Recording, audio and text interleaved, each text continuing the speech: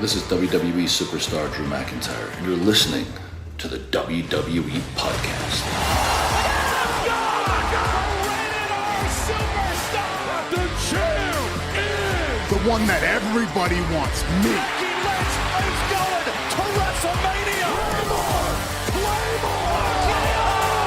Austin 316 says I just whipped your ass. This is my iron. You're going to acknowledge me. Well, here we are, everybody.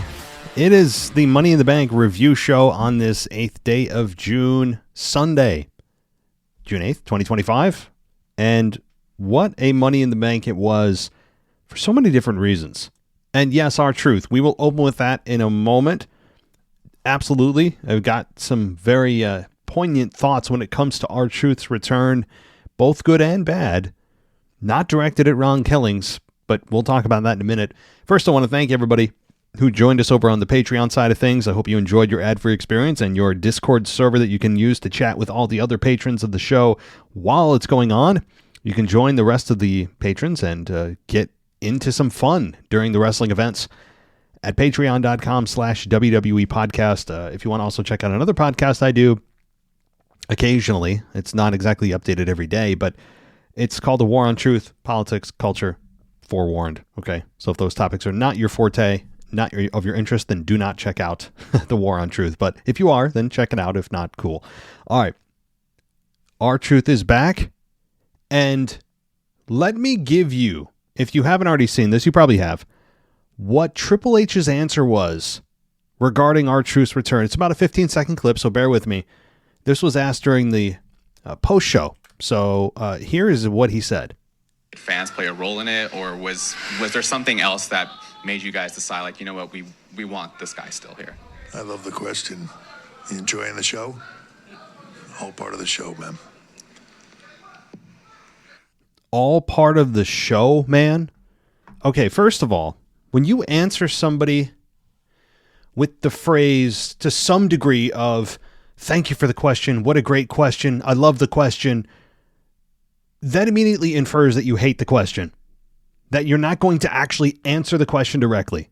That's exactly what we got from Triple H, who did not answer the question. In fact, he deflected to a question or an answer that was not asked of, hey, did I enjoy the show, or can I enjoy the show? That's not what the guy asked. The guy asked, did the fans have any involvement in bringing R-Truth back in terms of your decision to bring him back? That was the question. Triple H is like, oh, did you enjoy it? It's all part of the show, man. Okay. That is a slap in the face to fans. And here's what I'll give you in terms of why they answered the way they did. And why I say they and not Triple H is he probably knew he was going to be brought this question at the post conference, and rightfully so. But he's also answering on behalf of an organization. It's not just himself. He's answering on behalf of the creative team of WWE, of TKO, of the board, right? And what they're trying to do here, before I get to the fans part, what they are doing from their perspective is not enabling us, not giving us credit. Because if they do, then we're going to feel that we can just bring anybody back that we feel should be with the company. Next, move on to Carlito, right? Or move on to Braun Strowman, or whoever we choose next. We'll start chanting for them and expect WWE to rehire them. They also have been in this quiet kind of war with fans. We heard it before WrestleMania when Triple H went after the fans for the internet, the quote-unquote internet fans. Again, that group of people doesn't exist. I know what they're trying to do there too. That's a different argument, different rant. But the week before WrestleMania, remember all of the slap at the fans that Triple H gave about just basically shut up and enjoy the show. And that, wrestling, the online wrestling community isn't really real life and all this stuff. Well, apparently it is, because it brought R-Truth back. All right, so that's what they're trying to do. So that's the corporate perspective. They are not going to be giving us any credit that enables us to being encouraged to continue to do stuff like this, because it's a defeat on their end. It is a defeat. It's not the end of the war, if you're looking at WWE versus the fans, which I really wouldn't, I don't think it's a good perspective to have, but unfortunately that's kind of where we are. That's reality. A lot of times when it comes to the creative end of things, it feels like a lot of the times it is us versus WWE when we're all trying to love the product and they're trying to put out a good product, but then we feel like we know better, but they tell us, no, you're going to like this. And if you don't, shut up, which just encourages us to want to be louder. So they're trying not to give us a win here. They don't want to take the L because then it would be an admission of defeat, and they don't want that. That's exactly what that answer was. It's exactly what it was. So that's the corporate perspective.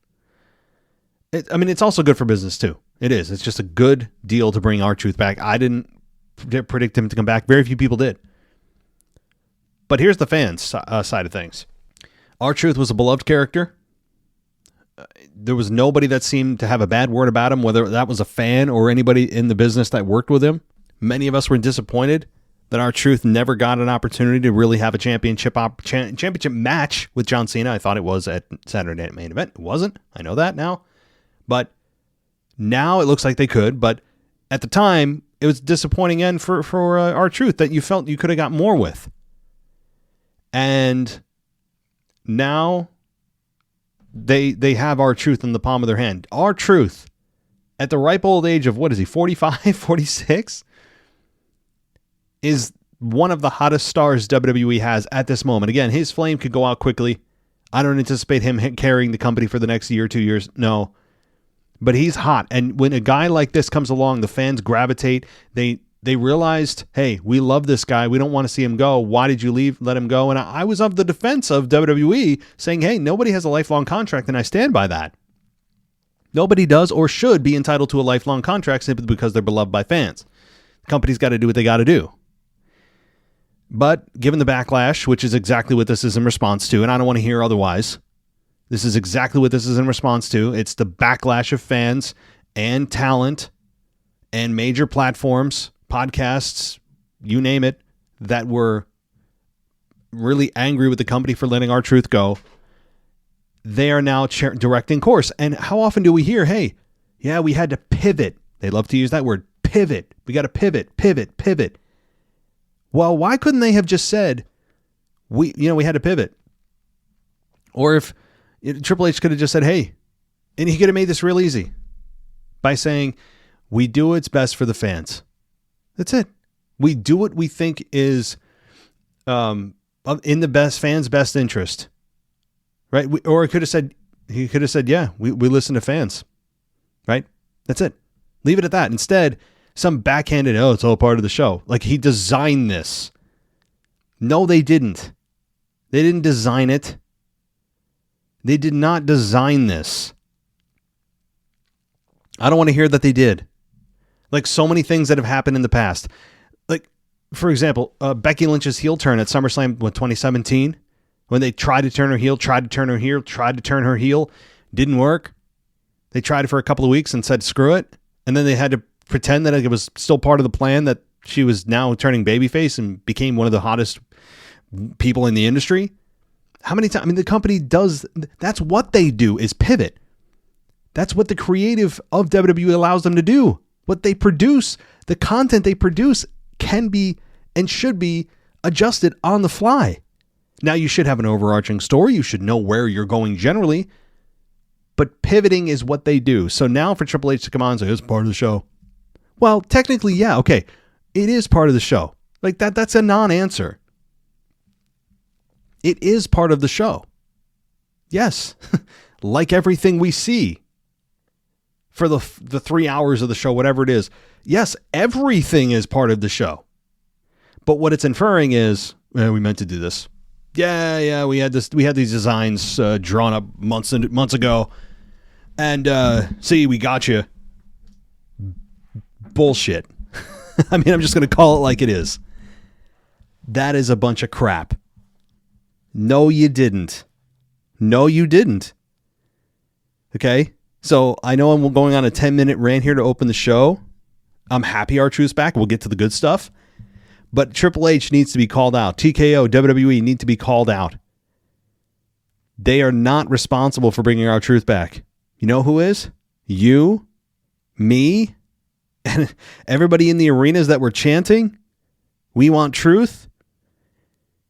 That's who's responsible. WWE, it's not that they didn't have a choice, but they made the right choice to bring back Ron Killings. And it was a hell of a pop. My God, a hell of a pop in that main event, which I got to say, I mean, look, if you don't see the talent in Logan Paul now by this point, I mean, if you genuinely don't see it, stop watching wrestling. Just quit. Go watch, I don't know, go watch a TV series. Restart Breaking Bad. I don't know, restart Game of Thrones for the 3rd time. Go watch The Office for the 18th time. I don't know. Because you should not be watching wrestling if you cannot see Logan Paul and the talent that he possesses. And if he does commit to this long term, how he could not be a major star in the company. He already is. Is he a face of the company? No. Is he a household name yet? Actually, with his platform, he's more of a household name than a lot of people that have been in the company for 4 times as long as he has, because of the platform he built beforehand. And there's no shame in that. But in terms of wrestling, no, he's not a household name with wrestling yet. But if the talent he possesses is just incredible. I've got nothing but respect for Logan Paul on a professional level. He delivers. And you know what? It's unfortunate for John Cena. It exposes just how slow John Cena is at this point in his career. And I'm not knocking John. Nothing but respect for him too. Appreciate the heel turn. Would still do it even though it has been a flop, I generally say thus far. But especially with somebody as young as Logan is, as athletic as he is, and when you put him side by side with John, he is the polar opposite of John Cena in terms of style, ability, agility, athleticism. He may not be as strong as John, may not have the star power like John. But he does everything else in the ring 10 times better than John Cena does. And that's, look, even in John Cena's prime, Logan Paul would still put him to shame with the athletic part, but the athleticism is only a piece. And of course, John Cena is in terms of star power, just light years ahead of Logan Paul with wrestling. So I enjoyed the hell out of that match. I really did. I think all of those men, all 4 men, including Cody Rhodes, did an awesome job. I don't think we saw any Slim Jim table spots. Did we? Good Lord, on SmackDown. I know that I'm not really going to cover too much of SmackDown because this is nearly a 100% pure Money in the Bank review. But to not mention the table spot with the Slim Jim table spot, are we really doing this now? We did have a fireball ladder. We'll talk about that, which actually looked kind of cool. But that's maybe the only time that you hear me say that a branded ladder or a branded object looked cool. But fireball is kind of a cool name. It worked nicely on the side of the ladder. But it seems as if there's a blank space anywhere, that TKO is going to try to monetize it. It just seems like that's where they're headed. If you see a blank space anywhere, and mark my words, they're going to be, and this actually is being reported in take. Again, Dave Meltzer is what he is in the wrestling industry. Some people hate him, love him, in between, whatever. But what he said was that, I wouldn't be surprised if in the near future you see wrestlers coming out wearing gear that has branded sponsors on them, like a Slim Jim tights or whatever. That sounds to some of you insane. I think it's already happening. I think I saw a picture of somebody. It might have been an NXT. I couldn't remember. But we're not far off from that happening in mass. It's going to happen. Because then they can pay extra, get more money out of the sponsors for the wrestlers to essentially be a walking billboard for whatever company is sponsoring that particular segment. They're doing tables, and they had like Slim Jim stickers on it. It's horrible. I understand the company has to make money. I'm the first one to say, great, you're a for-profit organization. You should make money or you're out of business.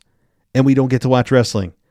I approve that, but is there no shame and no respect? Is there no just decency or dignity or any kind of just anything that's off limits when it comes to advertisements? There's nothing left. They've already desecrated the canvas on Monday nights. I mean, that's a sacrosanct act. They have sacrilegious, I should say, act. They have just completely disrespected the canvas by throwing all the Snickers crap all over the mat. Of course, the aprons of the ring. They have 40 different segments throughout the show, especially on PLEs.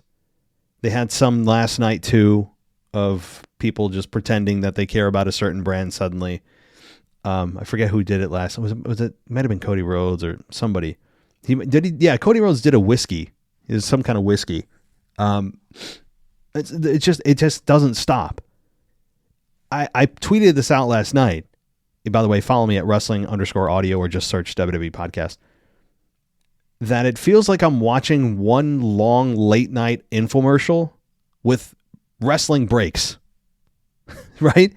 That's what it feels like I'm watching. It's too much. It takes away from so much of the actual wrestling and the presentation of the show. So I don't know let me know how you guys feel about the branding. Is it too much? Do you not care? Do you feel like it's distracting? Let me know. Mailbag at WWEpodcast.com. I'll read some of the emails on Friday. So anyway, let's get to the actual matches because we had some good ones. And yes, we had a big turn. We had absolutely a big turn here. And let's see here. We started off with the men's Money in the Bank. I'm sorry, the women's Money in the Bank briefcase match. And this match, I have to say, really was... It took a little time to get going, but I enjoyed it more than I have in years past.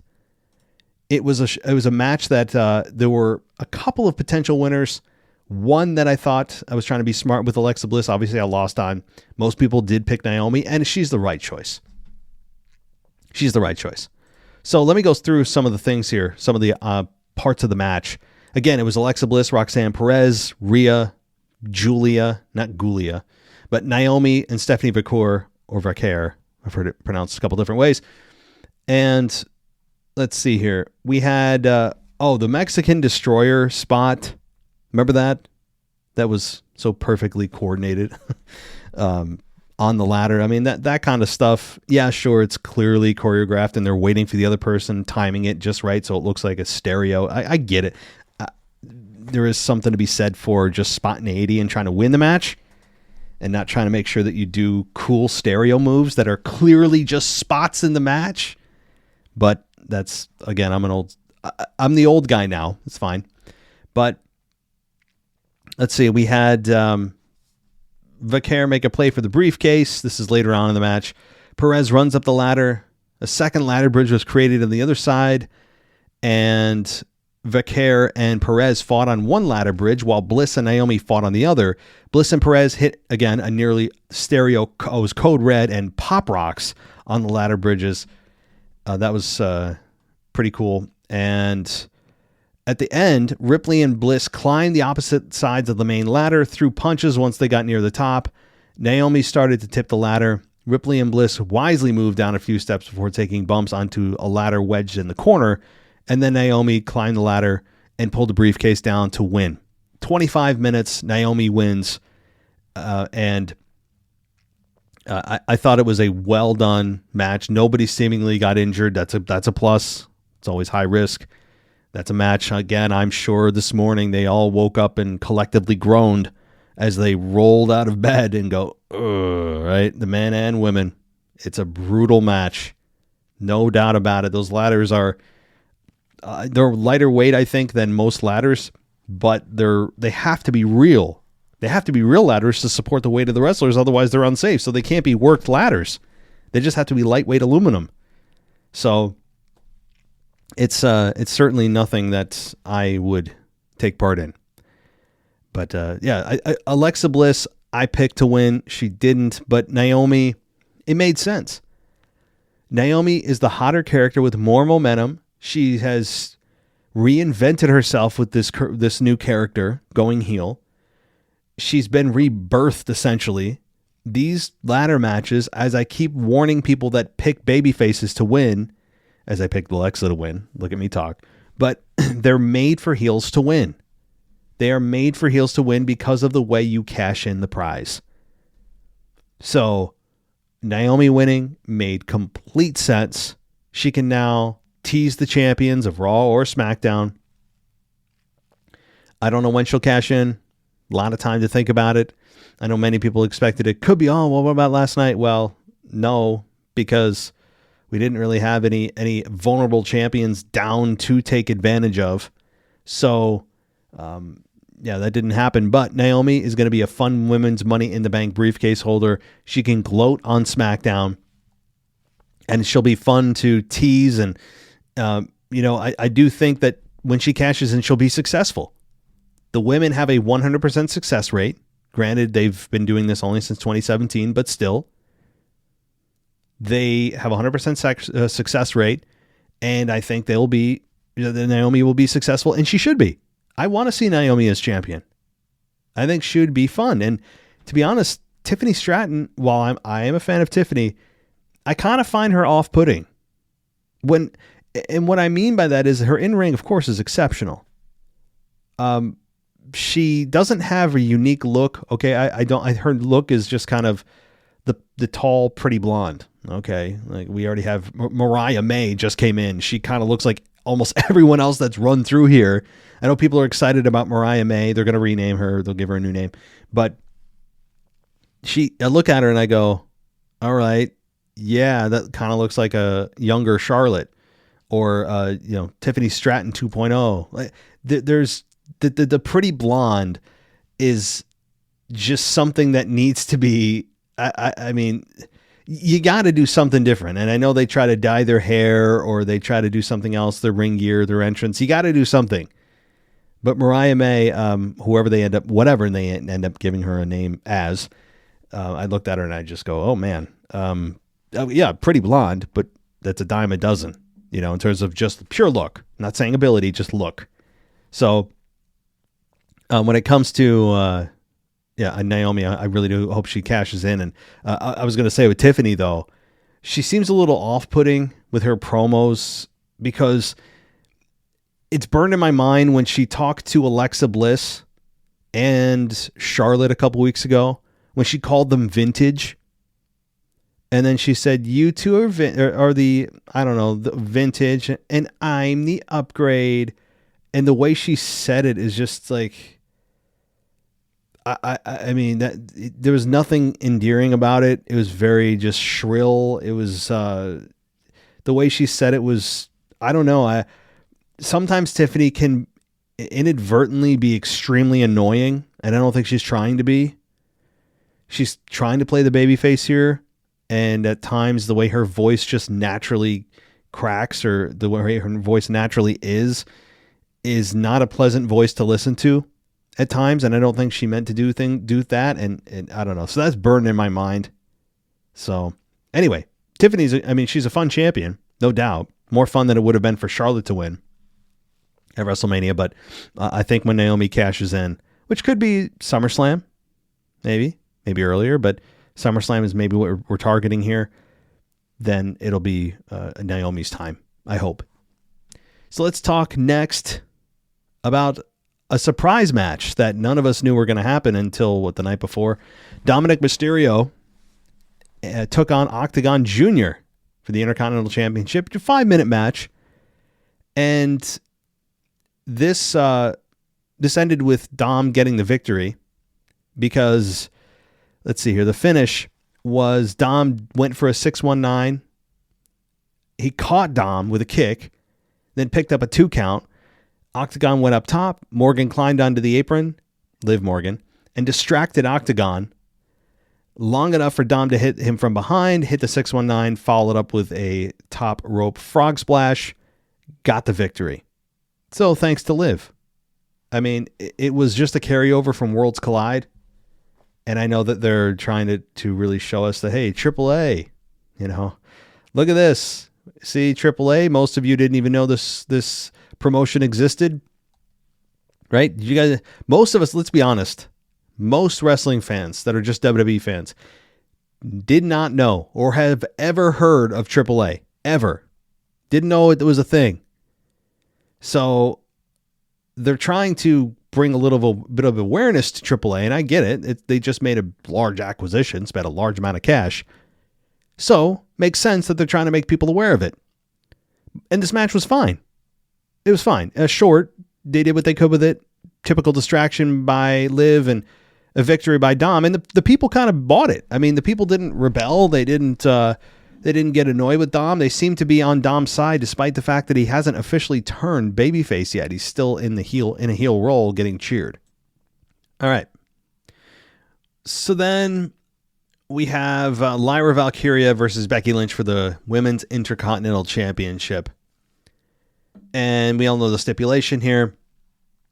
I like how Cole pointed out that Lynch was desperate because she was 0 for 5 in her last 5 title matches.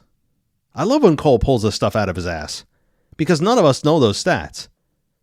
I don't know where he does this or comes up with it, but I appreciate these things that he brings up. When Kevin Owens hasn't held a singles championship in how many years? Remember that? 6, 7 years, something just criminally long. And I bet you none of us knew this little factoid about Lynch not getting winning the championship in her last 5 chances, or a championship. So pretty astounding stuff. And so there were some "Let's go Becky sucks" chants. That did happen. I like the new ring gear that Becky wore. Nice change. The white shirt was a nice change. Seeing Becky Lynch in just a different color felt different, and it felt just a little refreshing. And then let's see here, some spots. We had Valkyria dropkick Lynch through the ropes. She went through the apron, hit a crossbody. Valkyria tossed Lynch over the barricade in front of the timekeeper's area. And Valkyria jumped the Spanish broadcast table and hit Lynch with a leg drop. Valkyria rolled Lynch back inside the ring, dove at Lynch, who powerbombed her on the way down. And then Lynch hit a manhandle slam from the second rope for a good near fall here. It says good near fall in the description. I would argue, it'd be a good near fall if, people didn't kick out of finishes all the time. Even the announcers they can't even pretend to get excited about seeing a finish anymore. The announcers don't even buy it, and they're paid to. So, Valkyria then hit her Nightwing finish on the floor. Both women stayed down until the last moment and barely beat the ref's 10 count. And then they threw up and were punching and slapping, and Valkyria got Lynch in for a 2 count. Lynch reversed, held the tights while getting the 3 count. Cole was calling out Lynch for grabbing the tights and acted like the replay supported his claim, but it actually didn't. If you watch the replay, it doesn't really look that bad for Lynch. It really doesn't. It looks like she's just kind of flat palming her butt. I mean, she didn't seemingly grab the tights in a very conclusive way. So I know they're trying to sell it to try to protect Lyra, but the replay kind of said otherwise. So there's that. So anyway, Becky Lynch wins. She's the new Women's Intercontinental Champion. Lyra's 145-day reign, I think, as Intercontinental Champion has come to an end. I would say a very successful championship run. The inaugural Women's Intercontinental Champion, 145 days, that's absolutely respectable. She has blossomed from, as I think even the announcer said, were kind of a shy personality to this confident woman, and that's what I felt the same as well. I mean, she has gone from essentially being an amateur to a professional in front of our eyes as Women's Intercontinental Champion. So I think this has been nothing but good for her, despite the fact she lost here. It's okay. But what happened next was also good for Lyra, because Becky milked this for everything that she had, and even though the stipulation said that all Lyra had to do was, hold up her hand, Becky was somehow just forcing Lyra to bring her to every post of the ring and then put the belt on her waist. I mean, I'm thinking to myself, hey, no, unless you guys have other stuff in the contract we didn't see, we were only told that the only stipulation here was to hold up her hand and that's it. So why she was doing the other stuff made no sense, although it didn't really matter because Lyra ends up flattening Becky Lynch, hits her with Nightwing and walks away. So that was fine. I mean, she saved face here, and that was good. And Becky Lynch is champion, which is fine. Right now I see some people complaining that she's winning a secondary title. Who cares? Aren't you trying to elevate that championship? And yet, how is Becky Lynch holding it not elevating the Women's Intercontinental Championship? Tell me again. It's a good thing. Lyra is not hurt by this at all. At all. But even more importantly, if you didn't catch it, in the crowd, we saw Travis Baker and Kourtney Kardashian with their child. So that's important stuff. Big stuff here in LA. Big stuff. And the other thing I was going to mention that I forgot, besides the celebrity, the celebrity nonsense, was they're so self-satisfied by showing some of the celebrities in the crowd. I hate it. But that's what they do. I mean, WrestleMania was half the broadcast was them just showing other people in the crowd. I mean, it felt like just an absurd amount of celebrities that most of us didn't even know were in the crowd, and we're all supposed to be impressed or something, I guess. It's all optics of, look, isn't wrestling's cool? We have these celebrities here. I know what they're doing. But at the beginning of the show, for the first 30 to 60 minutes, there was nobody in the arena. Now, I had people tweet me. I know it's not Twitter anymore, but that's what I use. They tweet, right, on X. People were telling me that no, it's actually full. It's because of the lighting. No, it wasn't. Okay, there was a good amount of time at the beginning of that PLE where the camera, it looked like an AEW taping, an AEW Dynamite taping. I mean, that's kind of a slap to AEW, but hey, they call a spade a spade. Sometimes their attendance isn't great. It looked like that. It looked horrible. There was nobody in the front section. Now, there were people on the floor, so those people found their way. But on the camera side, there was nobody. It was an empty arena. It looked like 30% full. I don't want to hear that it's all the lights. I know what people look like, and I know what lights look like. These two things are distinctly different. Okay? And then I also had other people tell me, no, it's because of the traffic and the riots going on in LA. Which makes sense given what's going on in the political culture over there and the ICE agents and all not getting into politics, but that's the reason of that some people gave me of the traffic's horrible, police rerouting, and that made sense to me except for one problem. Then how was everyone on the floor able to get there? Yet everybody in the lower section could not. Was it just happenstance that the police who were managing the riots check with every car going through their checkpoint saying, where's your tickets? Are you guys on the floor for Money in the Bank? Well, come on through. Yeah, you're good. Oh, you're on the lower section, the upper section? Okay, well, we'll get you in at some point. Hold on. Is that what they did? That's what it felt like. So I don't know what was going on for the first hour of the event, that it looked like they were just, they didn't sell the tickets. We were constantly told it's a sellout. And by the end of the show, it looked like a sellout. So I believe them, but I don't know what was going on. It very well could have been the riots and all the traffic. I mean, that'll cause a crap load of traffic. I get it. And just the travel headaches, but it was just a visually bad look for the company for the first hour. So anyway, okay, so let's continue. We'll get to the men's Money in the Bank ladder match here. And this was a lot of fun. Now, this match went 33 minutes. Yes, Seth Rollins wins. Okay. I was hoping for LA Knight because, he needs a win. And I heard this on Busted Open, and they made a good point. Okay. I'll give them a free shot. I have nothing against those guys.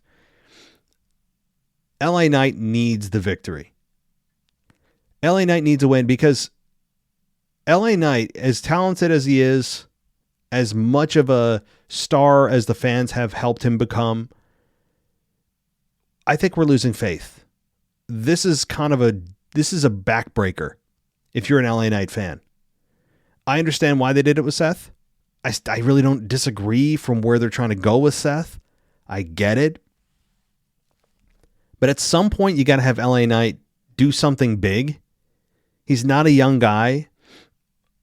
We have seen him in the U.S. title picture seemingly since birth. I mean, he's been... Okay, he had the Maximum Male Model thing for a hot minute, but essentially since birth in WWE, he's been in the United States title picture. Besides that Maximum Male Model moment and the very brief appearance with Roman Reigns in the match he had. But outside of that, like 98% of the time, he has been United States title picture, U.S. title picture, U.S. title picture. Did I mention he was in the United States title picture?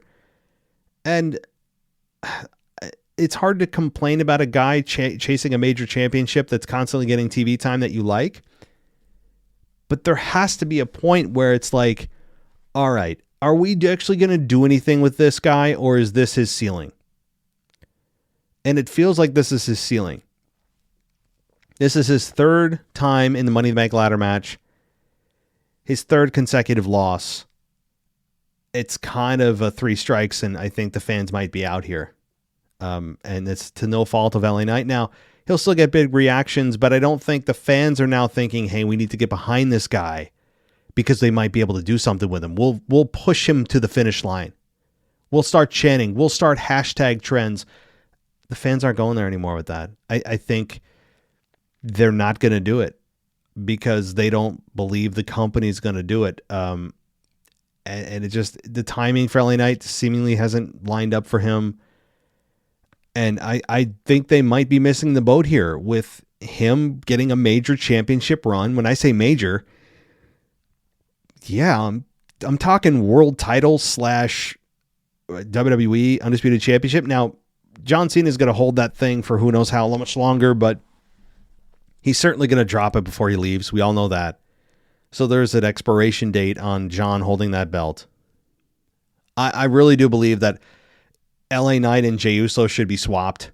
Like LA Knight as world champion on Raw feels and sounds so much better than Jey Uso, who just can't. And the WWE clearly, ever since his Fumble Bumble promo with Gunther, who was feeding him his own lines during the television taping of Raw,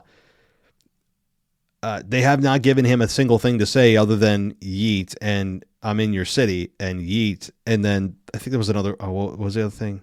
Yeet. I think it was the other thing they allowed him to say. So that's all they've let him do, essentially, to just cover his weakness. But actually, doesn't that expose his weakness more? I know that they're trying to keep him from having any kind of lengthy promo. When I say lengthy for Jay, that's beyond 20 seconds. I'm not even kidding. But it actually exposes him more because you're looking for him to bounce back. You're looking for him to do something, and instead the company gives him less, which shows that the company has less faith in him, and they're trying to protect his weaknesses, but it actually exposes his weakness even further. Does that make sense? Yeah, because that's what they've essentially done by not letting him get back on the horse. So anyway, that's what I would do. I would have LA Knight go to Raw. And why the hell not at this point? There's no brand split. There's no draft. I don't want to hear a single thing about a draft from the company. Everybody's on everyone's show now. It's just, it's getting continually worse to the point where they really just should declare the brand split dead. They won't, because they want the best of both worlds, but it is dead. I will continue to say that it is dead completely. And you had Wade Barrett call Seth Rollins' group invaders from Raw. If that was really true, where's security? You know, where is Nick Aldis out there losing his mind? Get out of my show. Go back to Raw. We're calling Adam Pearce. None of that happens. Everyone just kind of shrugs and goes, eh. That's it. So the brand split is dead. It's gone. I don't want to hear anything else. But if that's the case, then let's take advantage of this and put LA Knight over on Raw, where he could flourish and have a new change of scenery. LA Knight on Raw, I think, would be the best thing for him. Get out of the U.S. title picture, please. I know that he talked about challenging Jacob Fatu for the U.S. title. No one wants to see that. No one wants to see that. You know why? Not because it won't be a fun match and you get to, say yeah with LA Knight. And no, you know why it's not going to be fun? Because the fans don't even care if he wins. You know why? Because they've lost faith in the character and they've already seen him as U.S. champion. They don't want LA Knight chasing the U.S. title for the 42nd time. They want LA Knight in a bigger stage, chasing a bigger championship. And that bigger championship right now could only be the world title because John Cena has, again, they've kind of held that whole thing hostage again until they decide to have him drop it with who knows who, right? I don't know. Maybe Seth Rollins cashes in on John Cena. Who the hell knows? But my point is, bring LA Knight over. Now, this match was crazy, okay? There was in this one, I think, a Canadian Destroyer on top of the ladder. This one, there were some scary spots. No doubt about it. There always is.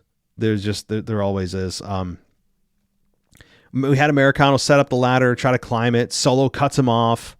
He slammed Americano onto another ladder that was leaning in the corner. Knight then ran Solo into the same ladder, threw punches at him. He grabbed the ladder, but Solo super kicked it into his legs. Then super kicked Knight, who came back by slamming Sikoa onto a ladder himself. And then LA Knight cleared Solo from the ring, climbed the ladder, but Penta cut him off, and Rollins set up a taller ladder next to the small one, and it climbed it while Americano scooted up the other side, and all six men fought on the three ladders. Andrade hit a sunset bomb on Americano off the ladder. Penta superplex Rollins off one ladder onto another one.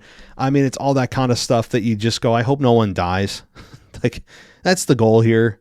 If you're watching this as a fan, it is fun, it is entertaining, it is a car crash. I think there's a lot of unnecessary risks, but that's what fans have come to expect. That's the standard that has been set. That's the expectation that has been set now by these matches is you want to see a car crash. I actually don't. I mean, I appreciate the bumps, but I actually am more concerned about the health and well-being of these men. And I'm not saying I'm holier than thou or that, I'm above this. I care more about their health than the performance. No, that's just, I've seen so many of these, like many of you have.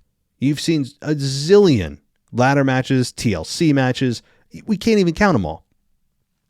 And I think you might have to admit, maybe, and again, this is not mean you're a good or bad person, but perhaps you're just kind of numb to these matches to the point where you're just like, it'll be fun. It's cool. It's a car crash, but I just hope no one dies or gets seriously injured because these matches present so many opportunities for additional error. It narrows the margin of error so significantly as well. Again, I have nothing against them as a concept. That's how I view them now. I view them through the lens of just human beings and just going, oh my God, I hope just guys be careful. I know that they're trying to be as safe as they can. And no one cares that I care about their health, but that's how I view it. So, that's luckily, I don't think we got any of that. Andrade stood out here a couple of times, which was good. He had a couple of moments, which he's been essentially a non-factor upon his return, which is kind of sad. But we did get the predictable interference from Bronson Reed and Braun Breaker, as expected. And then we got this was a cool moment. Jacob Fatu and JC Mateo also came out, and they came face-to-face with essentially their equals of Bronson and Braun. That was a nice, cool moment. Even the announcers pointed it out. When they went face-to-face, you're like, man, all right, let's do it. It's, this is interesting because both Solo and Seth have recruited essentially the same kind of guys. So that was really fun. I that was a moment that stood out to me. I go, all right. Even the crowd got into it. I love that moment. So we did have Mateo scoop up Breaker, who slipped away, ran Mateo into the post. Breaker speared JC Mateo through the barricade in front of the timekeepers area. And then Fatu performed a pop-up Samoan drop on Reed, who went to the floor. And then Fatu hit Reed with a suicide dive, and Fatu rolled Solo into the ring and helped him set up the tall ladder. And that's where the turn happened, because Solo was going up, and that's where Jacob Fatu, as Solo was about to grab the briefcase, was holding his foot, and he looked down. Solo was just like perplexed as to why he can't go anywhere, which, Solo, I don't know what they're trying to do here, but Solo's low-key funny. They've added an element of humor to his character that I think a lot of people are enjoying, to the point where I don't know who the fans are going to cheer for here. I know that there's a lot of support for Jacob Fatu. There has been right from the beginning. But Solo, as of late, has kind of evolved his character from this ruthless killer that can't be beat to this kind of comedic, ruthless leader that also still has a soft side. It's an interesting evolution, but he's kind of a funny guy. And whether he meant to be funny or not here, or just overselling it, he was just perplexed as to why he can't move up any further. And it took him like 15 seconds to look down, as if you don't know someone's holding your foot. It's kind of like when there's the line in the script that says pause for dramatic effect. He took that to heart, where he's actually reading his script in his mind, and he's like, okay, I have to pause here. Am I being dramatic enough? Why can't I move? I'm so befuddled. Am I stuck in mud? How do you not know someone's holding your effing ankle, dude? However, it was still a moment where that people, of course, will remember. We'll watch the replay 400 times over the next few weeks. And we'll have Fatu, we did have Fatu look up at Solo and say, I hate you. That was just kind of a plain Jane turn, but interesting, because how often do you see somebody say, I hate you, and then that's it? And we had Solo hit a moonsault and beat down Solo. And that allowed, of course, Rollins to take advantage. LA Knight had a last-minute fury, not to be successful, though, and Seth Rollins wins. So, yes, Seth Rollins wins. I mean, I know he's saying this allows me to control everything. Well, not really. Right? Like, if anything, it's kind of like, oh, well, okay, now I just know. If I'm a champion, I'm like, oh, okay, well, now I know who could cash it on me. And if I'm down, I know that at any time somebody could come out. So you're not going to really take anyone by surprise, if anything, because we all know you're Mr. Money in the Bank. So like your identity's been revealed. We know who you are. When we see you, it's like, oh, okay, you're probably here to cash in. So you don't really control anything. Also, you could have just easily gone after the champion without the briefcase and got a match anyway. I mean, we all know that golden rule, the golden rule of just ambush the champion and hey, you're rewarded. So there's also that, but fine. I'll go with the narrative because Paul Heyman wants me to. So I guess I will for the wise man. So we had then, again, Rollins win and the crowd's going to be interesting, as I mentioned, because I don't know who they're trying to turn babyface or heel here, because there's a little bit of both of the reactions for both these men. We all thought it was going to be Solo turning on Fatu, which would have absolutely been a pretty clear role. But now that Fatu's the one that turned on Solo, I mean, the crowd didn't really boo Jacob. They definitely were on his side, but also Solo is kind of the sympathetic character, because it's like, what did he do to deserve this? So we'll see. I mean, I still think it'll be fine. They'll mostly go with siding with Jacob Fatu, but there is that chance that, it's a bit of a split reaction. All right. Well, one last piece of news here before we wrap things up, and that is WrestleMania 42. Because, as Triple H said, hey, anything that's worth what did he say? Anything that's good is worth doing twice or something along those lines. So we're going back to Vegas next year, guys, for WrestleMania 42. And I don't have anything personal against it. I didn't go last year. I doubt I'll go this year. Just because of the pricing is out of this world in Vegas, but that's why they're going, clearly. I mean, if you don't think this is driven by money, I mean, as some people say, I've got a bridge in Brooklyn to sell you. So it's just, of course it's money. Of course it is. It is 100% money. They looked at what they could make in Vegas and looked at what they could make in New Orleans, and they're like, yo, bro, we out. We're out. We're going to make what we made in Vegas last year. So that's fine. WrestleMania 42 in Vegas, they get a redo. First time since 1988-89 that they have gone back-to-back in the same place for WrestleMania. And yeah, so great. We can all see the celebrities that no one knows come back out and all the rest. And all the advertisements and everything else that they do. That it's just kind of the TKO branding of WWE right now. Their vision of WWE is just how much can we get out of our sponsors? Screw the wrestling. I don't, let's just call up the sponsors. That you guys want a table? That'll be $500,000 for 2 minutes. I mean, I'm being a bit egregious, but I don't know how much it is. I mean, don't you wonder what was the price tag on slapping a Slim Jim logo on a table? I mean, I do wonder what was the price tag on that, or to put your Fireball logo on the side of a ladder, which admittedly rare occasion that actually looked kind of cool, the red Fireball logo. But yeah, also as we speak, Nikki Bella might be on Raw. Yeah, are we supposed to be hyped for that? Who was asking for Nikki Bella to come back? She seemed to be the only one excited about teasing she could come back. Everyone else is like, nah, we're good. I mean, I'm sorry. I mean, maybe there are some fans out there that want Nikki. I don't have any interest ever in seeing either of the Bella twins ever again, ever.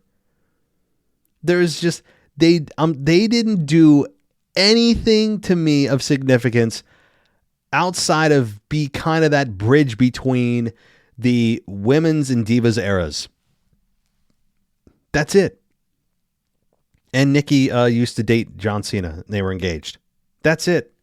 I mean, that's kind of their contributions. Didn't one of them have a match with Stephanie? Was that Nikki or Brie? I think it might have been Brie. Had a match with Stephanie McMahon. I cannot name a single great moment that either of them had. They just to me are prior to the women's revolution. Everything else is just hogwash. Everything was just kind of half-assed and forgotten. And I mean, you think things are forgotten today. If you want to go look at disrespecting women's wrestling, look prior to the women's revolution. It's horrible. I don't know if she's just trying to get a spot on the Women's Evolution 2 pay-per-view. I'm not sure. But I don't have a single bit of interest in seeing Nikki Bella or Brie. I hope there's just no reaction for her tonight. I don't need to see her do her little stripper dance at the top of the ramp. I just keep that home. I don't need it. No one's interested. At least I hope not. All right. I'll tell you how I really feel later. I'm being a bit coy, I know. A little foggy on my opinion. But we're also getting a Jey Uso Gunther match for the World Championship. They've been promoting that for a little while now, so that should have some pretty big implications, big stakes, big outcome. I'm guessing they'll get 20 minutes or so. So that'll be good too. We'll see what happens. Obviously, I haven't watched a lick of Raw. That'll come to you tomorrow night, or Tuesday, rather, if you're listening to this. Tuesday evening for the Raw review. And I appreciate it, guys. So again, if you want to check me out on my other podcast, it's called War on Truth.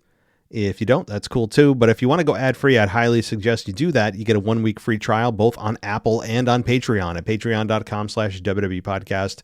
1 week for free. You can go ad-free and get everything we do 5 times a week for $0 ad-free. Check us out. Again, I'll be back maybe tomorrow night with some nostalgia, but Tuesday will be the Raw review.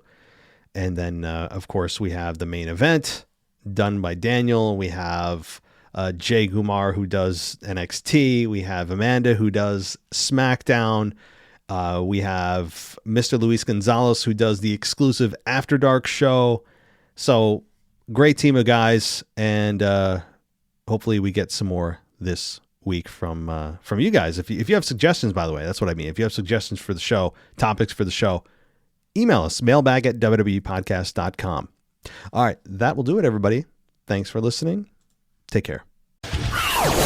Thanks for listening to the WWE Podcast. Don't forget to subscribe on your favorite podcast app so you don't miss a show, or head to wwepodcast.com. And for all of these shows ad-free, head over to patreon.com/WWE Podcast. Until then, we'll see you next time.